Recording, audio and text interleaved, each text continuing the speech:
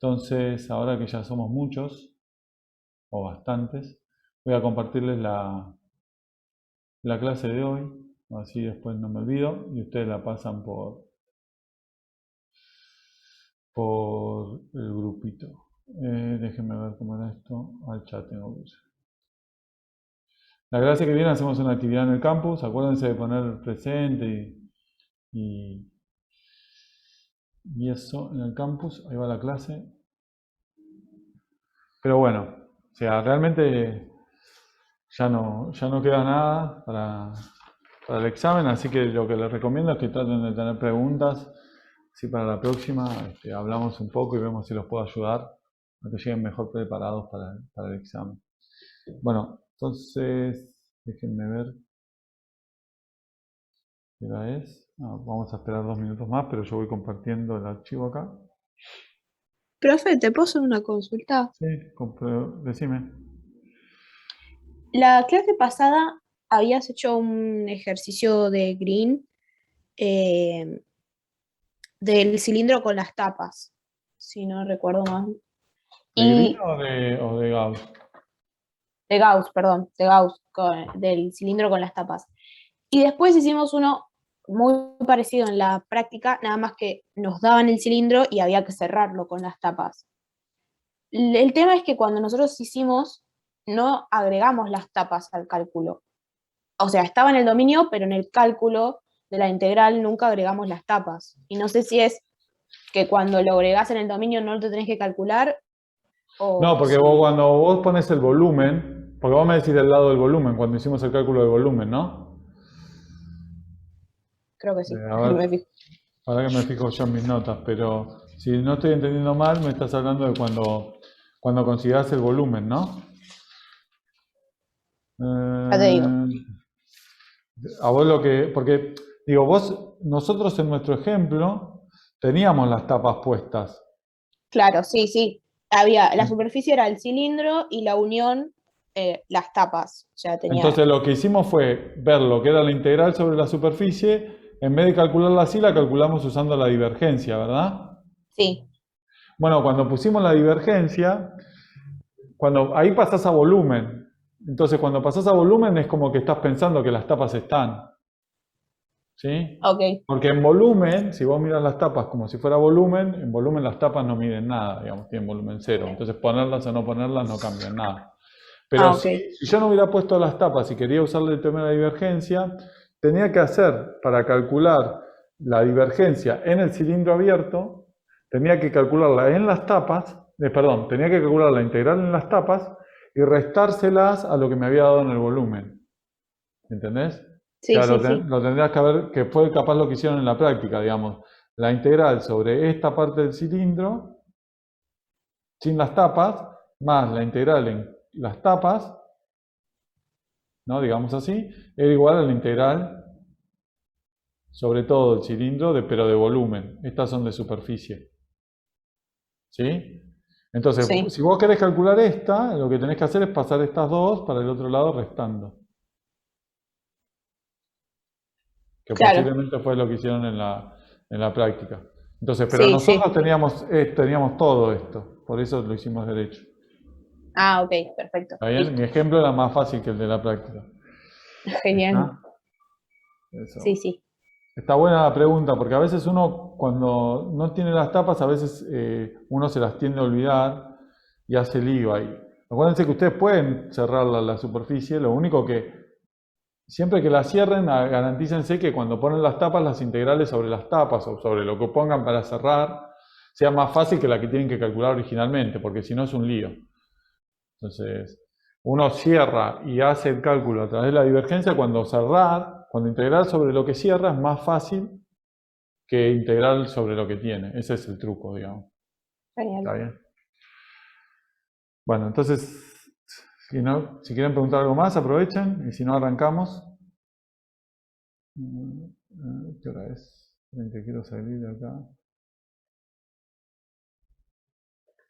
Ahí está, mejor para mí. Bueno, entonces, si no hay más preguntas, arranquemos. Como le dije, hoy voy a hacer como un cierre de lo que veníamos viendo.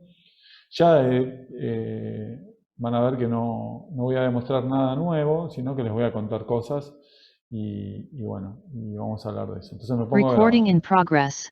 Bueno, como siempre, empecemos por un pequeño repaso de lo que estuvimos viendo hasta ahora.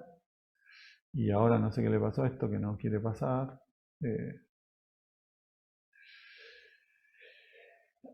Básicamente, lo que estuvimos trabajando es el teorema de Gauss. Lo vimos en dos versiones. Una es como la versión de lo que pasa en el plano, ¿sí? Que salió directamente a hacer el teorema de Green. Fue casi una aplicación, se lo puede pensar como una aplicación del teorema de Green. Y después esto lo generalizamos a regiones, a R3, y para eso tuvimos que hablar de regiones. Separamos en tres regiones: región del tipo 1, tipo 2 y tipo 3. Recuerden que las del tipo 1 son las que el z está entre dos funciones que dependen de x y de y. Después la de tipo 2 son las que la y está entre dos funciones que dependen de x y de z. Y la de tipo 3 son las que están la x está entre funciones que dependen de y y de z. Entonces, después, pero como en lo mismo que pasa en el teorema de Green, uno lo que quiere hacer es aplicarlo a regiones que en realidad se pueden escribir de cualquiera de las tres formas, y esas son las regiones que uno llama del tipo 4. ¿Está bien? Y ahí, bueno, después lo que tenemos que hacer para poder aplicarlo, digamos, es decir, bueno, si yo tengo una superficie que es cerrada, ¿sí? Que en realidad es el borde de una región del tipo 1, 2 o 3, la voy a poder descomponer en caras, ¿sí? Cada cara va a ser una superficie distinta. Y esas son las que vamos a llamar superficies cerradas, y las puedo orientar con la normal que apunta hacia afuera de la superficie con la que apunta hacia adentro. ¿Está bien? Entonces, para aplicar el teorema de la divergencia vamos a pensar en el borde de una región del tipo 4 que está orientada de manera tal que la normal siempre apunta hacia afuera. Y lo que nos permite eso es calcular la integral del campo F sobre la superficie cerrada. Va a ser lo mismo que calcular la divergencia sobre el volumen de omega. ¿Está bien? Entonces, como preguntó Mili,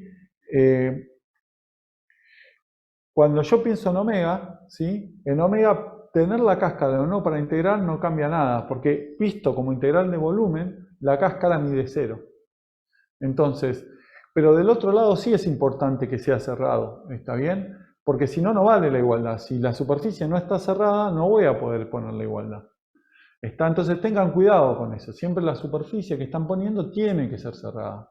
¿Está bien? Entonces, esta parte es muy importante en el resultado. Déjenme remarcarlo. A ver.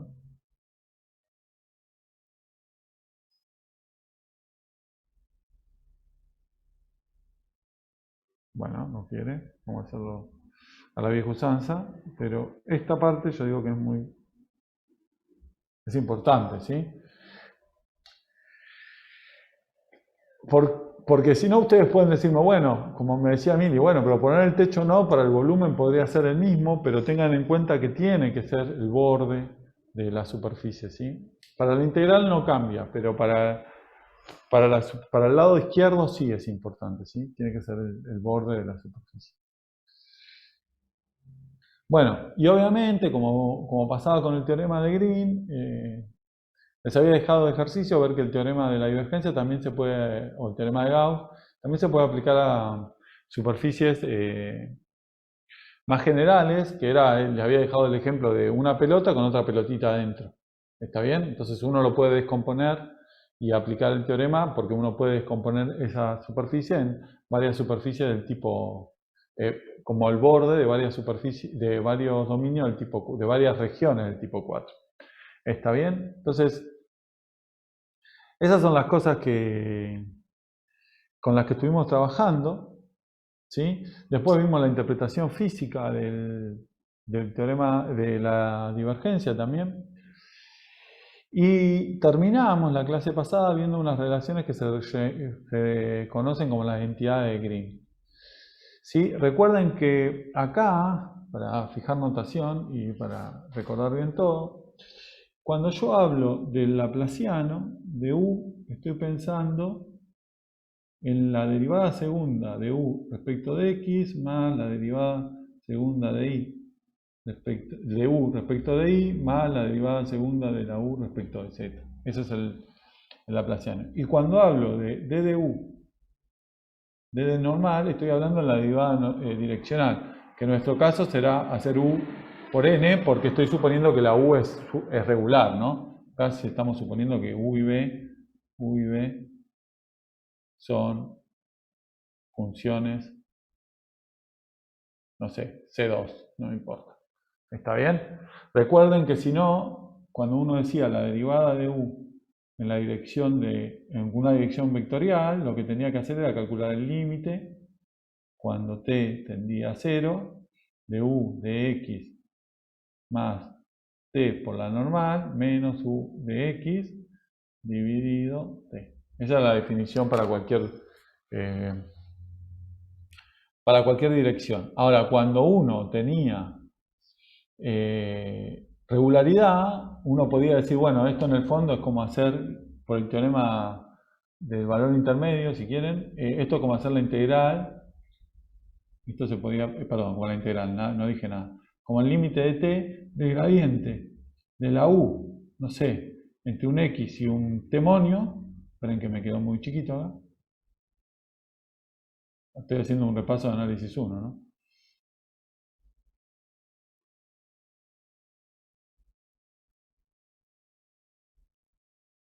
Esto lo podían pensar como el gradiente de la u en un x más t monio por la normal, ¿no? Que sería como derivar y evaluar en un punto intermedio.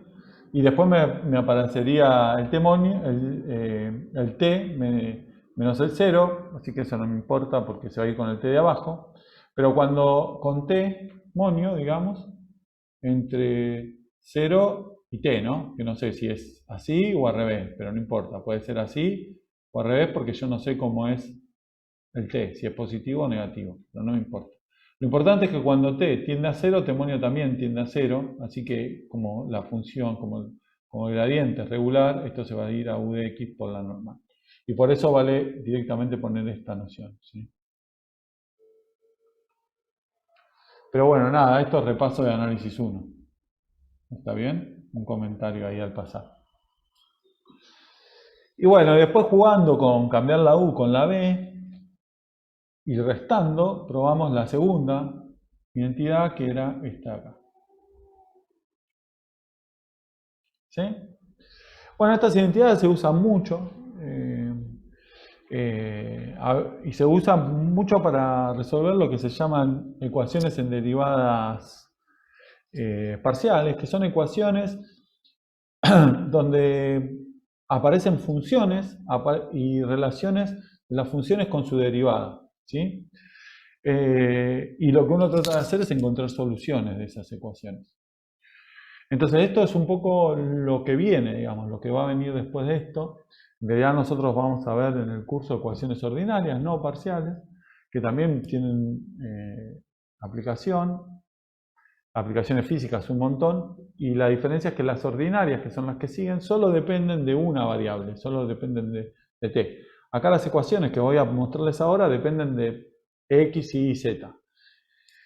Cuando veamos las ordinarias, van a ver que dependen del tiempo nada más. ¿Está bien? Uno las puede pensar como que dependen del tiempo. Y bueno, estas identidades son muy importantes cuando uno trata de resolver ecuaciones en derivadas parciales. Entonces, lo que les quería contar como aplicación era eso, cómo usar el teorema cómo ver que el teorema de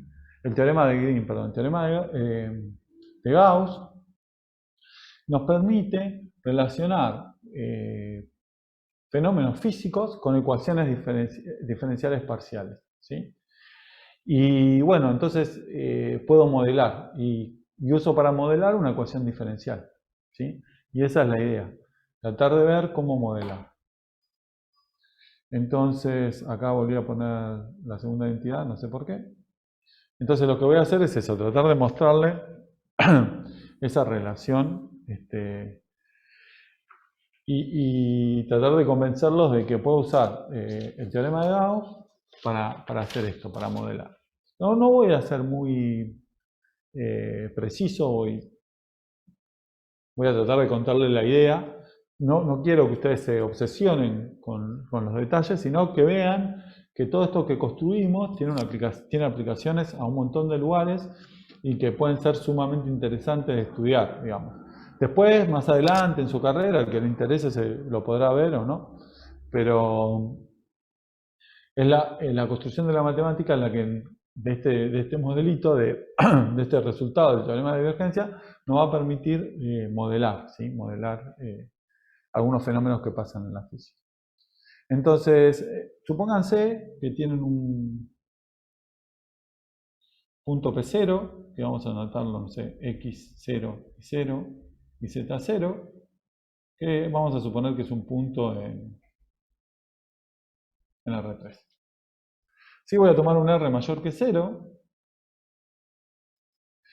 y voy a tomar un campo, no va a ser un campo, va a ser una función que va a depender de R y de R3, o sea, va a tener 4 variables t, x y z, ¿sí? A R3, ¿sí? O sea que fijado el tiempo t, va a ser, va a ser un campo fijada la primera variable, y lo mismo con una ρ, que también va a ir de R por R3 a R, en este caso. Donde estas las voy a pensar, piénsenla como quieran. Yo creo que con C1 nos va a alcanzar, pero si quieren, piénsenla C infinito, no me importa. Que sea muy regular, que cada una que la pueda derivar sin ningún problema, ¿sí? Entonces, ¿cómo lo voy a interpretar? Voy a interpretar que la ρ es una función que depende de t, de x y z, es una densidad de masa de un fluido, ¿sí?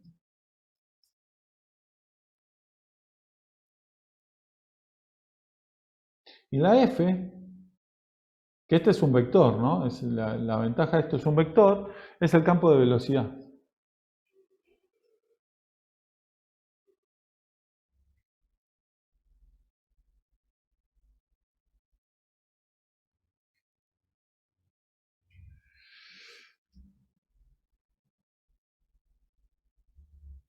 ¿Está bien? De un flujo, de un fluido. Entonces, lo que nos dice la ley de conservación es que la tasa de cambio, supónganse que tienen un volumen omega, la tasa de cambio total de la casa, perdón, vamos de vuelta. La ley de conservación nos dice que la tasa de cambio de la masa total de un volumen es igual a la tasa a la cual fluye la masa en omega, ¿sí? O sea, cómo sale de omega. O sea, básicamente lo que nos está diciendo es que no se crea masa, ¿no? Que solo se traslada, ¿sí? Entonces, si yo pienso que Uy, ¿qué pasó? Esperen, que pasó algo. Siempre pasa algo, está...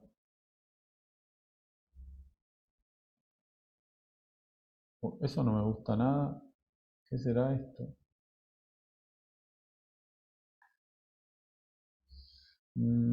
Acá hubo un lío. Supongo que tengo que tocar esto de acá y mejor antes de hacer cualquier cosa lo guardamos, porque si no...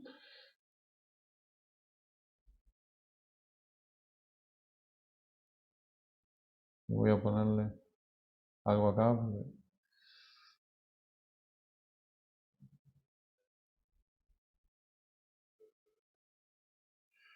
Perdón, pero se chispoteó.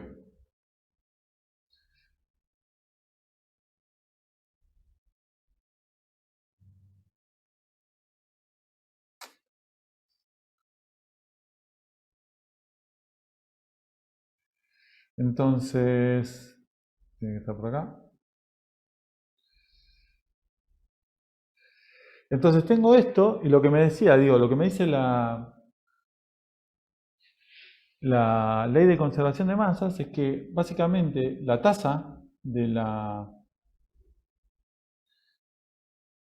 con la que cambia la masa, digamos en una bolita alrededor de un punto P0, la masa total, es igual a la cantidad de fluido que sale de la bola, ¿sí? En este caso, perdón, ahí puse una de más, porque si está saliendo la bola tengo que mirar la cantidad que pasa por la cáscara de la bola.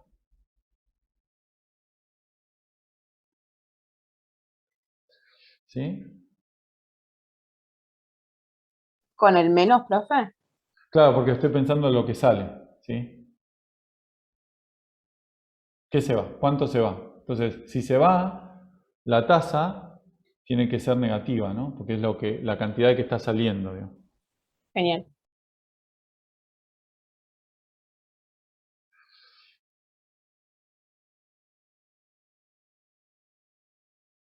¿Está bien? Y acá, fíjense que aparece ρ porque estoy pensando que hay densidad de masa distinta en cada punto. ¿Sí? Y esto no es de dB, sino... Vamos a cerrar esto por si las dudas, para que yo no me haga lío. Esto no es de dB, sino de ds. Rotación. Es B qué? De Este peso. B, este B de acá, es de volumen. No, el B de abajo de lo que estamos, tipo, Para mí. ver. Este es una bola centrada en P0 y de radio R.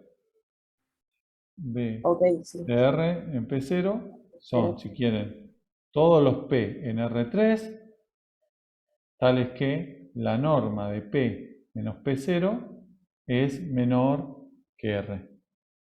Y cuando pongo D de B de R en P0, estoy pensando en que estoy poniendo todos los P en R3, tales que la norma de P menos P0 es igual a R. ¿Está bien? sí. Ahora, por el teorema de la divergencia, este lado lo puedo asociar con la divergencia de todo esto, ¿no? De ρ por f. Fíjense que ρ es un escalar y que f es un campo. Entonces, eso estaría bien. Entonces, por el teorema de la divergencia, o el teorema de Gauss, como quieran,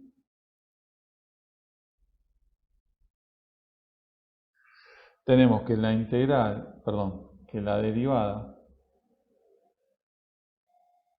respecto de t de la integral sobre la bola de centro R, perdón, de radio R y centro P0 de ρ d dB es igual, acuérdense que ρ depende de t, que es el tiempo, de x, y z, ¿sí? Y b y d dB es que estoy integrando nada más que respecto de x, y z. Es igual que es igual, por lo que vimos, a menos la integral sobre la bola, sobre la cáscara. Ya otra vez hice lío. Sobre la cáscara de ρ por f por la normal de superficie. Esto es igual a la integral sobre toda la bola de R en P0 de la divergencia de ρ por f por diferencial de volumen. Entonces voy a hacer un poco de trampa y se los dejo de tarea, pero la derivada, como la ρ estoy pensando que es muy buena, si quieren, hiperregular, y estoy en una bolita, estoy como metido en un compacto, ¿no? Puedo pasar la derivada adentro de la integral. Entonces, lo que tendría es que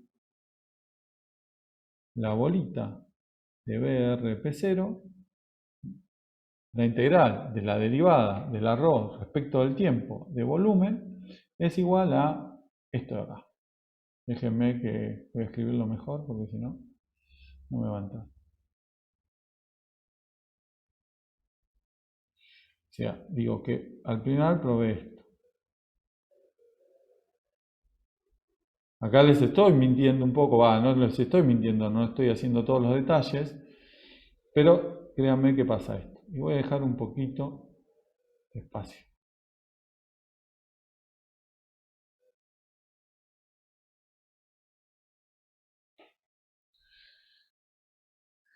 ¿Bien? Bueno, entonces puedo dividir por el volumen. Déjenme ver si puedo hacer algo para dividir. Acá, para hacer más.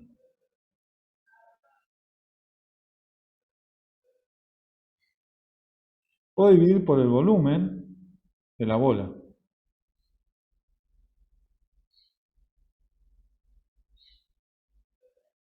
A ambos lados, ¿no?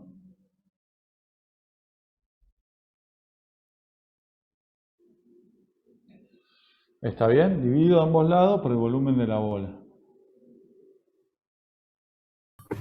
Perdón, profe, me quedé pensando, me perdí. ¿Por qué se puede igualar la derivada de la integral triple? ¿Por qué la integrás? O sea, ¿por qué la igualás directo de integral de superficie?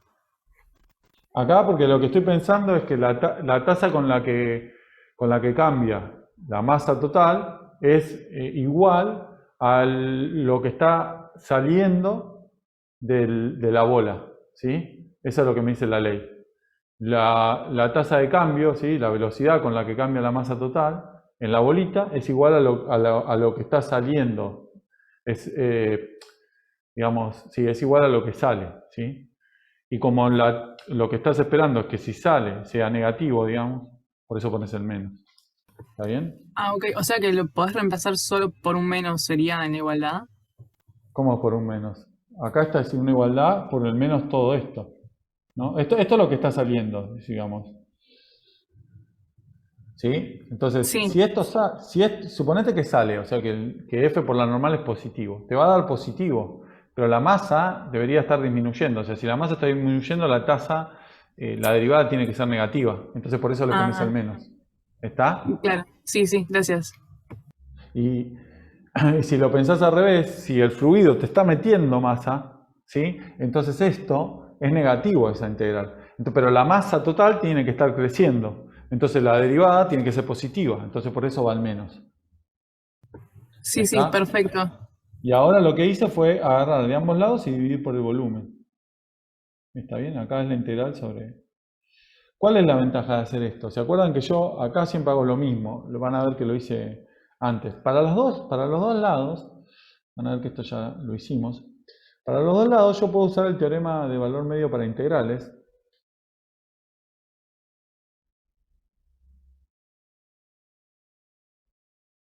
El teorema de valor medio para integrales.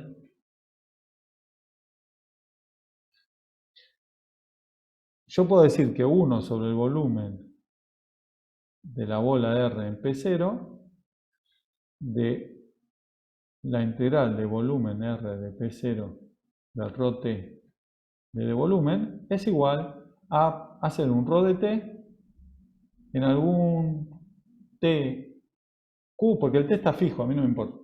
Q, por el momento el t está fijo.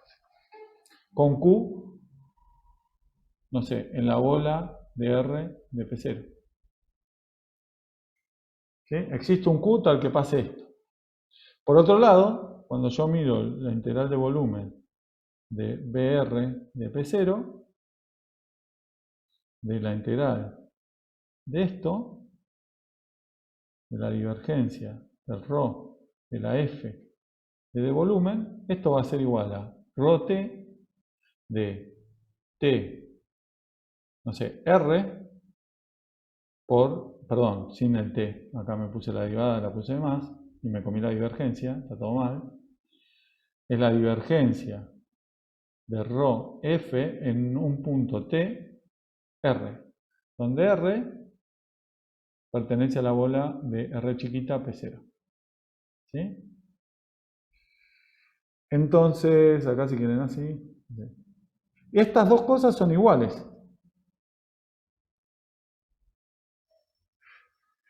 Ahora, cuando R tiende a 0, entonces yo lo que probé es que entonces rho de t, si quieren este q depende de r, q depende de r y este r grande también depende de r chiquita.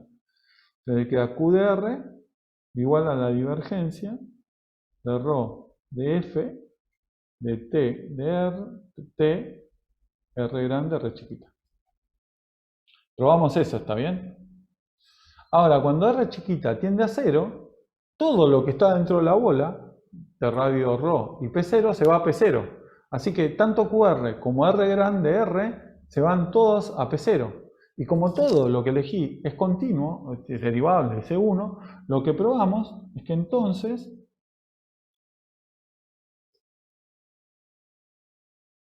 tengo esto.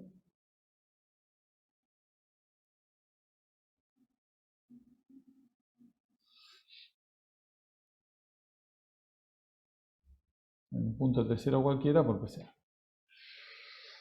¿Se entendió? Profe, ¿puedes volver un segundo atrás? Después de la divergencia de ρ por F, ¿qué dice? Después multiplicado por... Acá, evaluado en un punto... Pará, que lo escribimos mejor. Que no hay apuro hoy. Acá. ¿Esto no te gusta? Vamos a tratar de escribirlo más claro. Digo, esto, usás el teorema de valor medio para integrales, ¿sí? Entonces esto te dice que es igual a la divergencia de ρ por f, evaluado en un punto t, es el mismo porque el t está fijo, de una r grande de r, donde r grande, chiquita r, pertenece también a la bola de r P0. Una consulta, profe. ¿No faltaría el menos ahí? Me comí el menos, muy bien.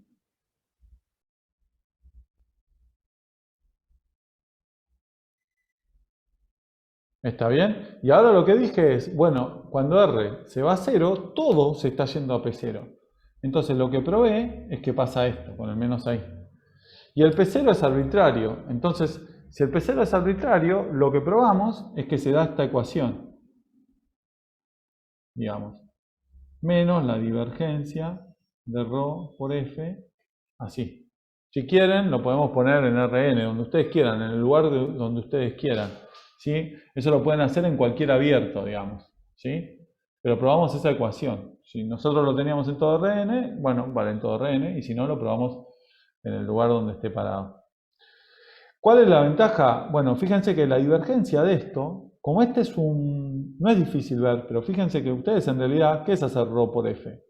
Ρ es un escalar, ¿sí? Una función escalar. Entonces esto es como tener ρ de f1, ρ de f2, ρ de f3.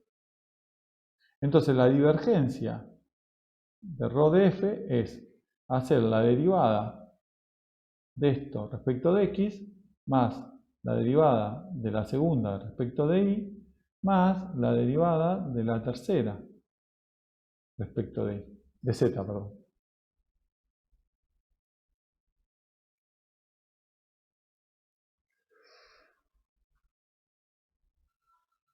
Y ahora hay que hacer la regla de la cadena. Una consulta. De la regla del producto, sí, perdón. Ahí en el gradiente solo derivas espacialmente, ¿no? No, no es el gradiente, es la divergencia. Perdón, disculpa, sí, la Sí, divergencia. es solo respecto de... Sí, no derivás respecto del tiempo, porque estás haciendo integral de volumen, acordate. Y cuando hablamos de integral de volumen estamos integrando respecto de x y z. Si querés, para que quede más claro,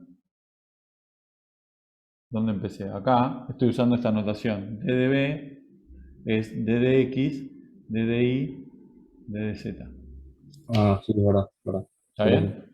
Sí, sí. Sí, porque si metemos el tiempo ahí se nos complejiza todo. Pensá que lo que estás haciendo es, estás viendo una región y ves cómo evalúa, cómo cambia con la velocidad a medida que pasa el tiempo. Esa es la idea.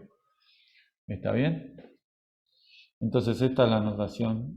Así nos queda a todos claros. Que el tiempo no está jugando en estas integrales. Bueno. ¿Dónde estaba? Por acá.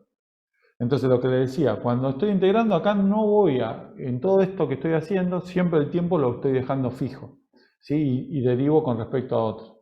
Entonces cuando hagan eso, esto es ρ de x por f1 más ρ por f1 de x más ρ de y por f2 más ρ de f2 de y más ρ de z de f3 más ρ de f3 de z.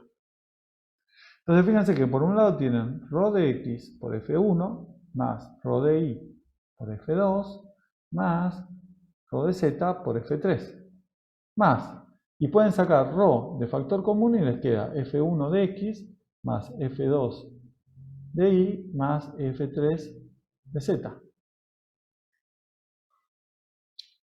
¿Está bien? Ahora, f1 de x más f2 de y más f3 de z, ¿qué era esto? Esto es la divergencia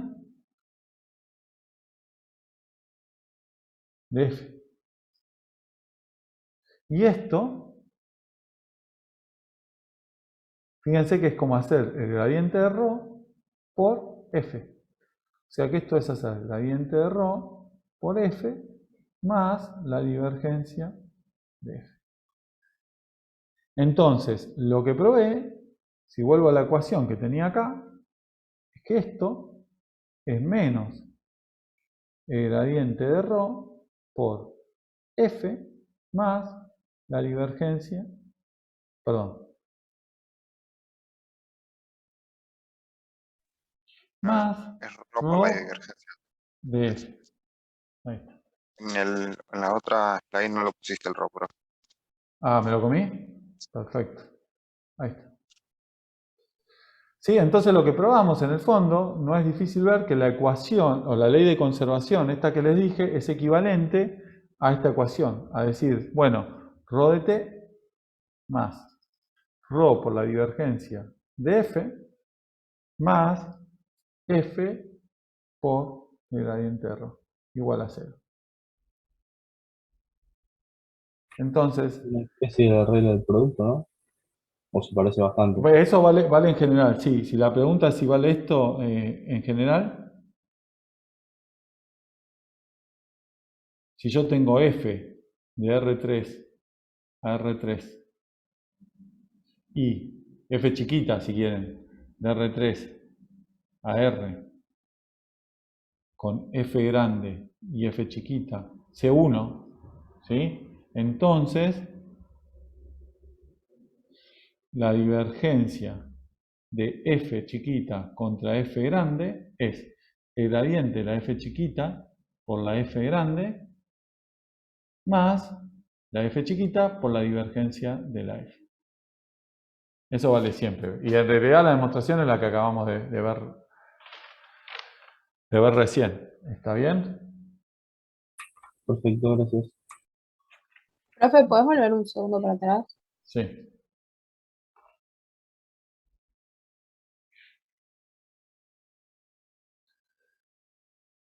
Entonces, fíjense como un teorema que demostramos. Genial, gracias, profe. Fíjense como un teorema que demostramos digamos, desde el punto de vista matemático, lo podemos utilizar para modelar o para concluir una relación con la ley de conservación, ¿sí? ¿Y esto para qué me sirve? Bueno, si por alguna razón yo conozco la densidad de masa, bueno, tengo esta relación que encontramos acá al final. ¿Dónde estaba la relación? Acá, la de acá arriba. Esta. O tengo el fluido por alguna razón y puedo tratar de encontrar cuál era la densidad de masa, o si tengo la densidad de masa puedo tratar de encontrar cuál es el fluido, por ejemplo. O puedo tratar de resolver las dos ecuaciones, tratar de encontrar una ecuación que depende de lo que me dé el experimento, digamos, puedo tratar de concluir la otra, ¿sí? Lo que mira en el experimento. Entonces, hay casos especiales de de esta. Hay un caso especial que también es muy como muy conocido, que es que se deduce de esto. A ver cómo lo puse acá, creo que está todo acá. Sí. Que es decir, bueno, ¿qué pasa si tomamos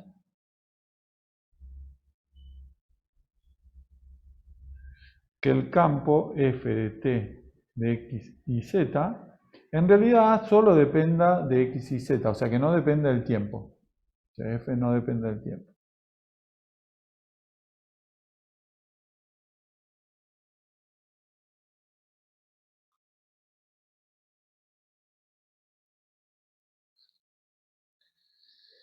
Y le pedimos además que la divergencia de f sea 0.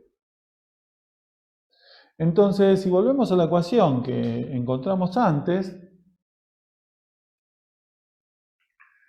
lo que nosotros tenemos es que habíamos visto esto, ¿no? Que ρ de t más ρ por la divergencia de f más f por el gradiente de ρ, esto es 0. Bueno, pero en nuestro caso esto no está, esto vale 0. Entonces lo que tendríamos es que ρ de t es igual a f por gradiente de ρ, igual a 0. Y esto es lo que se conoce como la ecuación de transporte.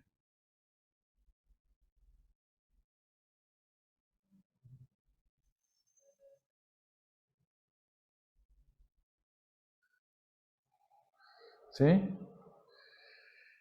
También es una ecuación que, bueno, después obviamente se hace más difícil o no, pero encontrar soluciones de este tipo de ecuaciones es complejo a veces, ¿sí? Porque hay dos funciones ahí dando vuelta, empiezan a aparecer las derivadas respecto de x de una y respecto del tiempo, ¿sí? Fíjense que acá se están involucrando derivada respecto del tiempo y derivada respecto